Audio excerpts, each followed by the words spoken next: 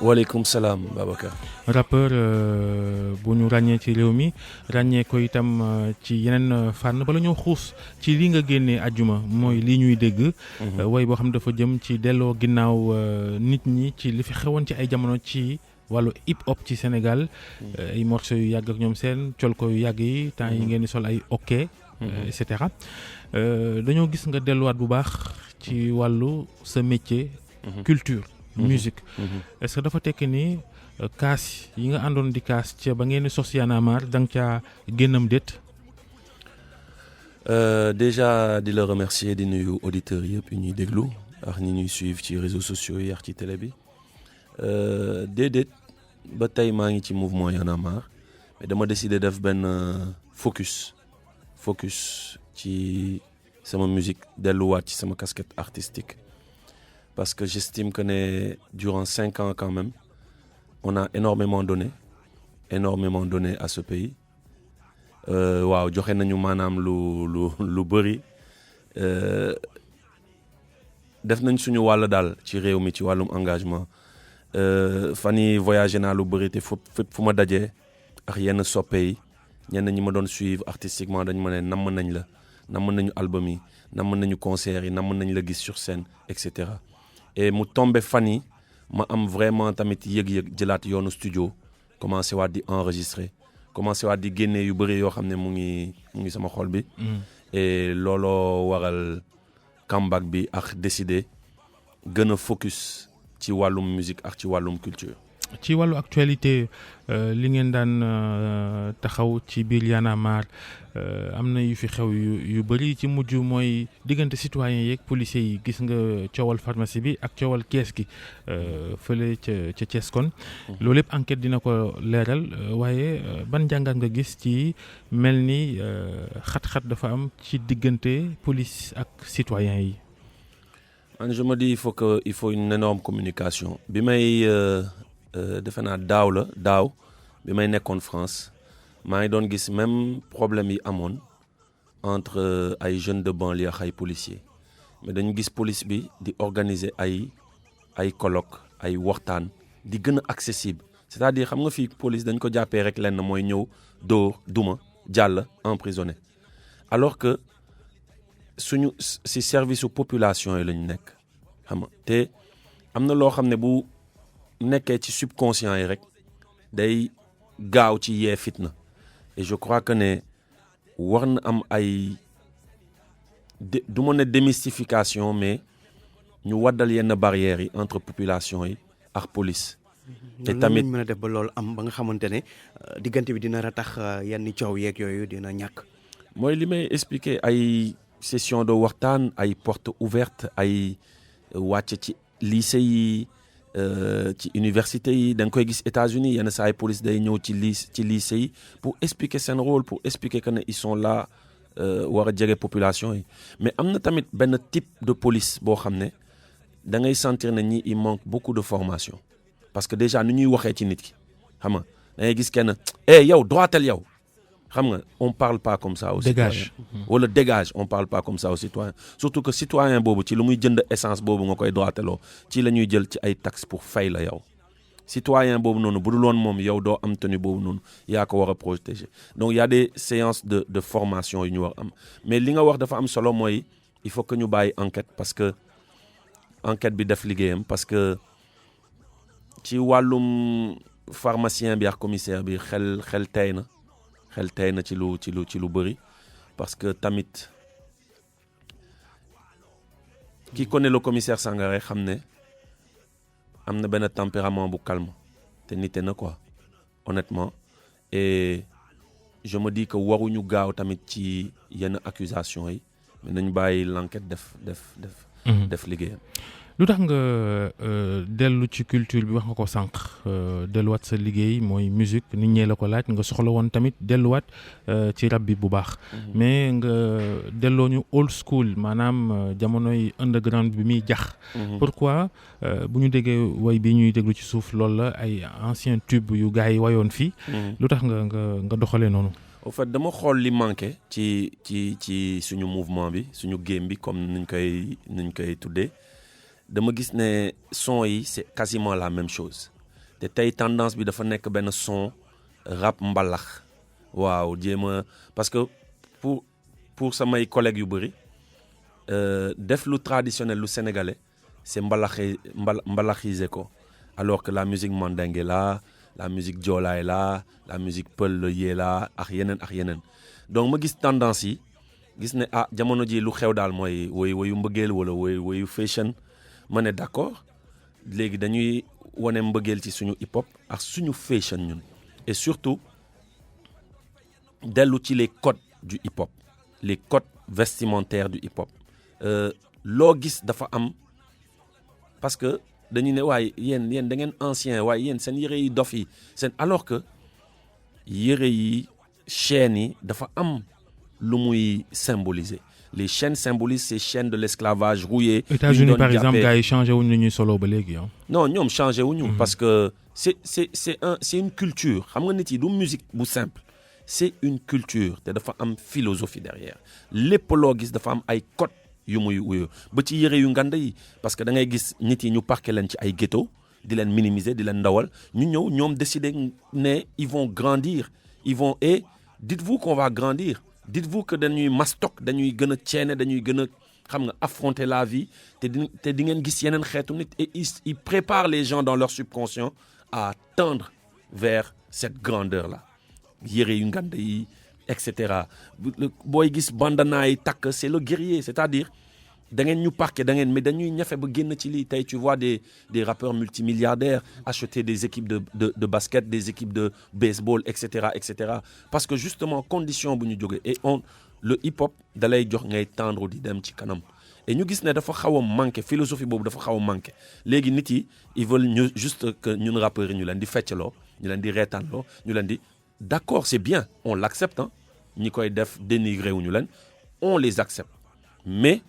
il faut tamit montrer qu'il y a autre chose man li ma def ni am na ñi ma ko dàq téeméeri junne yoon quand je pense à Cosa Nostra ay Hardcore Side ay Zendeng Clam Saba il y a énormément de gens qui sont là mais qui sont étouffés parce que même les médias nos médias tey ils veulent montrer lu xam nga lu scintillant lu classe lu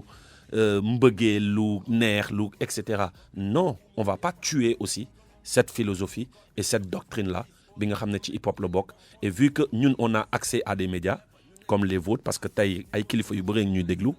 et il y a aussi un message qu'il faut véhiculer parce que tey le message dafa xaw a tumuranke ci hip hop bi comme ni mu ko waxee parce que texte yi dafa am benn tendance bi ñu koy yóbboo y a certains de vos collègues journalistes yi nekk surtout New York City mën nañu taal réew loo tax dans le clip am na benn moment ñu ngi wone benn image ay Baye Fall te photo Cheikh al Islam Maulana Cheikh al Islam Baye Niass ay Tidiane te photo Sëñ Fallou juste pour wone parce que li ma inspiré loolu mooy dama doon gis ay temps ay soi-disant mourides je vais dire des soi-disant parce que je les considère pas comme tel ay soi-disant mourides jóg naan dañuy saaga ay Tidiane ay soi-disant Tidiane soi-disant encore insister ci loolu jóg ne dañuy saaga ay mourides les sites ñooy jëkk a jël affaire yooyu dugal ko mais mën na taal réew alors que tarixa yi benn lañ kenn mënu leen xar ñaar ak loo am fanatisme donc tout ça on l'a rappelé ci morceau bi pour montrer que le message est dans le rap et le message il est toujours là il y en a c'est leur choix de faire des choses qui égayent mais il y en a aussi d'autres qui décident de rester classique et strictly hip-hop et ils ont aussi leur place. jàll ci public bi rawatina ndaw ñi message boo xam ne du ay question ay mbëggeel ak yooyu mais délivrer des messages jàllale philosophie est-ce que loolu dina jàll bu ñu xoolee ne xëy na rappeurs yi wala rap bi ñu mu intéressé ñu bëri ay ndaw lañ te xale ñoom li leen gën a intéressé mooy mumbaay bi. li ma ci neex mooy ça fait 3 jours fi ma romb damay gis ay ndaw ay mag ay mère ay pa naan ma craziest donc ça veut dire que tey on est si tendance numéro 1 yi la ñu bokk jamono ji ci YouTube. Ça fait partie des vidéos les plus regardées les plateaux tamit mu ngi leeral ñu bëri parce que il faut du tout man ñëwuma encore une fois pour ne ay mbëggeel baaxul wala ay kii il faut que mu leer quoi je fais des chansons d'amour beaucoup de mes collègues font des chansons d'amour mais dañu ne il faut du tout lii tamit ci la bokk et rappeler les codes dañu nekk ci benn projet qui s'appelle les leçons rappées yi nga xam ne il faut que tamit ñu koy indi petit à petit. Aujourd'hui, on nous enseigne pas à l'école Thierno Souleymane Baal, on nous enseigne pas à l'école la charte du Mandé, on nous enseigne pas à l'école peut-être dañ koy brosse rek mais ay ñoom Ndate Yàlla Mbodj Jëmbët Mbodj des femmes qui étaient à la tête des dread des ceddo en dreadlocks et pourtant on nous traite de société misogyne. Tey on est venu déclencher tout ça. On va parler des Ashanti, des Dogon, des Moussi. Mais lu ko changé c'est vrai que dañoo seetlu ni xëy na fi ñu toll nii askan wi dañoo bëgg jigéen ñi nekk ci ginnaaw góor ñi nekk ci kanam te ci ay jamono ca jamono yu njëkk ya ñi nga tudd sànq di ay jigéen yu wane woon seen bopp daan jiite sax góor ñi. Exactement, c'est-à-dire il faut que tamit ñuy jàngale loolu pour tamit jigéen ñi surtout ndaw ñi ñu teel a affirmer wu nous on travaille sur une série bu war a génn par rapport à ça mais sur des sons aussi xamale ñan ñooy ay Jëmbët Mbodj ñan ñooy ay Ndate Yàlla Mbodj ñan ñooy Aline Sitoé Diatta que ce n'est pas juste l'aspect guerrière aussi mais comment elles se sont imposées et que les filles aussi il faut que ñu imposer wu tey imposer boobu mooy mën a dindi ñuy naan xaaral ma am 5-6 far kii jox ma cheveux naturel tabaski que la jox ma dàll kii jox ma yére kii jox ma lii et cetera ñu ne non elles doivent être des battantes looloo tax je salue des séries comme Maîtresse d'un homme marié honnêtement ñi nga xam ne au-delà du folklore au-delà de xam nga yenn voilà kii elles sont en train d'imposer benn affaire ci suuf de façon silencieuse loo xam ne les gens ne s'en rendent même pas compte et il est temps parce que tey da ngay nekk góor maanaam nga nekk jigéen bañ a yaakaar ci kenn. bañ a yaakaar ci góor ut say pexe bopp. ngir exactement parce que tey sax góor da ngay nekk góor nga sa jabar di liggéey yow ngay liggéey sa jabar wàcc sonn mais yow pour yow c'est te rabaisser boo demee ne da nga koy jàppale ci waañ bi c'est te rabaisser boo nee da nga koy jàppale ci toppatoo xale yi alors que non même diine daf ñu sant lool même diine donc xam nga toutes ces valeurs là il faut le ramener que ça soit en texte de rap en image parce que on nous bassine énormément avec le contraire de tout ça on nous montre ay femmes en cheveux naturels teint clair etc et on s'étonne que suñu ay jigéen di bëgg di déteindre la peau et juste di sol ay cheveux yooyu. xeesal takk cheveux naturels. exactement. jënd piis bu seer. donc tey tant que ñëwuñu déconstruire loolu noonu société bi day continuer ci loolu te loolu la ñuy màggale loolu la ñuy donc il faut que mu am benn pàcc et le hip-hop a toujours joué ce rôle d'avant-gardiste. une révolution maanaam révolution société bi carrément soppi mentalité yi ba nga xamante ne nit ñi ñi doon gisee dina soppeeku. si lépp au fait si lépp la si lépp que ça soit sur le plan éducation que ça soit sur le plan tamit dindi idée wu que ñun ay société misogyne lañu que ça soit sur le plan de gëm sa bopp parce que sur le son on dit ça tey job bi fi gën a dox mooy jow xam nga job bi fi gën a dox mooy da ngay gis benn jeune boo xam ne day toog bopp koñam parce que grand frère am wala grande sœur am wala nijaayam a ngi kaaw di yónnee xaalis chaque mois lui il se réveille à 13h 15h xam nga fekk añ bi taajo fekk lépp kenn sasu ko courant kenn sasu ko ndox kenn sasu ko parents yi tamit di continuer di jouer rôle boobu noonu kenn sasu ko dara moom il est là bopp koñ sama mbër moo mën sa mbër Cristiano moo mën Messi Real moo mën truc donc ça aussi on en parle dans la chanson pour dire il faut que les gens se prennent en charge xam nga ku nekk am ci lu mu jàpp lu mu ndaw am ci lu mu jàpp bañ a yaafus bañ a croiser les bras et bañ a décourager. toog ñun ñëpp a bëgg ataaya waaye toog di ataaya ak toog di naan café mandarga la ci ne am na lu doxul. waaw am na mandarga la ci lu doxul mais surtout tamit jotaay qu'est-ce que lan lañ fay wax bu ñu fa doon wax liy jëmale kanam nit sax li lay tax yow benn jour da ngay ji rek jóg ne xaaral ma wuti job xaaral ma kii et cetera donc. texte yooyu noonu tamit on en a besoin dans la musique mais soxlawuñu que du Samba Mbayaan soxlawuñu que du mbëggeel soxlawuñu que du sama yére dafa taaru et cetera même si c'est bien ça fait du bien des fois de déstresser et cetera mais on vient aussi ñun pour fësal que y a une masse d'artistes qui est là mi nga xam ne média da leen xaw a muur te ñun on va tout faire pour génne leen on prépare un festival VSD hip hop et ça sera ces gens-là qu'on va mettre en avant. 15 secondes yaa ngi dellu ci sa métier musique génne single ajuma bi weesu moom la ñuy dégg ci suuf nii.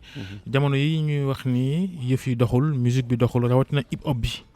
dëgg la am wala mi ngi soppeeku wala ma ngay delluwaat fa mu nekkoon. am na ñoo xam ne peut-être seen boss doxul mais man maa ngi ni di waaj a def 150 dates Brésil Venezuela Colombie Amérique du Nord d'ailleurs le 7 bii nii maa ngi Gatineau au Canada. Le 9 maa ngi New York Mercury Lounge à Manhattan. lan mooy sa secret. à New York. Le 11 maa ngi ATL Atlanta. Le 12 ñoo ngi dellu Montréal. Et le 13 on est à Rimouski. mais wax ñu sa secret lan la pour terminer. Secret bi peut-être mooy originalité parce que dama teg benn bande boo xam ne c'est 100% traditionnel ay kora la balafon ak percu calebasse. Et ça a été signé par benn tourneur et ça intéresse beaucoup les occidentaux et ñoom ñoo may tourner loo un peu partout ci àdduna jamono ji. Simon jaajëf.